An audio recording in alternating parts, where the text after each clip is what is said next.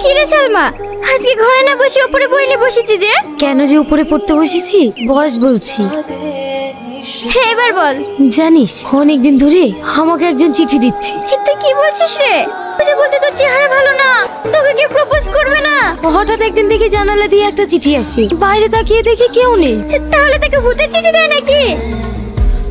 এই দাও আবার চিঠি দিয়েছে। এই কাউকে তো দেখতে পাসনি, চিঠিটা কে দিল?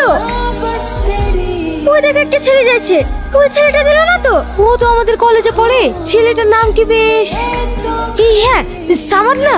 হ্যাঁ এবার বুঝতে পেরেছি, ওই সাম্মাদি তোকে চিঠি দেয়। ওর এইভাবে চুরি করে প্রেম করার কি দরকার? থাম, কাল ওর কলেজে কি হয়েছে?